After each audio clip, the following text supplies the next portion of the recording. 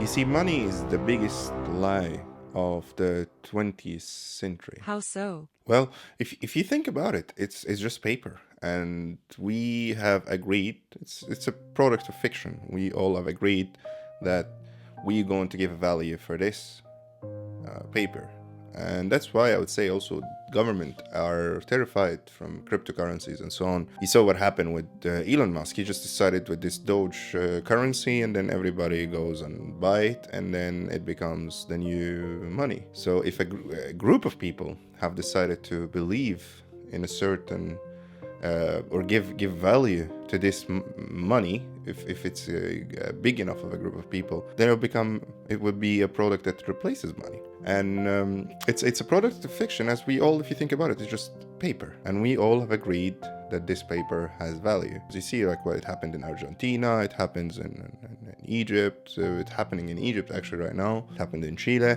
When the government decides to devaluate money, then it becomes with the new value that we give it. People's savings goes straight out of the window. You could also think it also happens in the first world countries. Italy, France, Germany, they have just decided to move on to euro, and then all the francs, all other currencies have become meaningless. It just became back again to its reality, which is paper. You could see also every time a government decides to have a new print of cash, if you have saved some of that valuable money in a drawer, and then if you come after they had decided for the new picture or the new print, then this paper becomes useless. It used to be money, or it was with a value, but now it's not with a value anymore. So that's what I'm trying to say, that it's a product of fiction. We all have decided and sat down and say, okay, we're gonna play a game. This game is that this paper, we're gonna give it a value, and we're going to use it for an exchange. And right now it's not even the paper, right now it's even, everything is digitalized. So when you go to work every morning, you are not trading money, but you're trading something that is much more valuable than money. So when you go to work every morning, You are not trading money. You are trading something that's much more valuable than money. Something irreplaceable, something imprintable. Nobody can print time, because the second you lose, or the second that passes by while you're at work, you can never get it back. There is no way to get it back.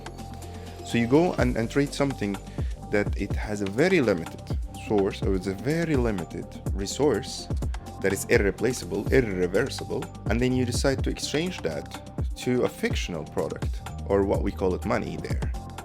And then this fictional product, we could print as much as we want of it. We could play a game of like, okay, this money is basically, or this is something of a value, and then we could print as much as we want. But time, or what you leave, or what you exchange every day at work, you give them something that is cannot even put a value on time, and then you exchange that to money, something that we could print. And then if you think about it as well, you spending, the trade is so unfair, because you exchange 5 days a week for 2 days of freedom.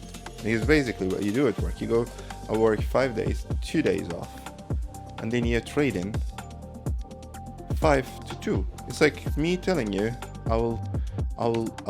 you give me $5 in exchange of 2. You see, the trade doesn't make any sense here. It's not even a fair trade to that. It should be the way we perceive time, and with the way we perceive money. We need to reconsider it every day, because I think the fact that everybody goes around and not think about those facts, it's what's leading us here.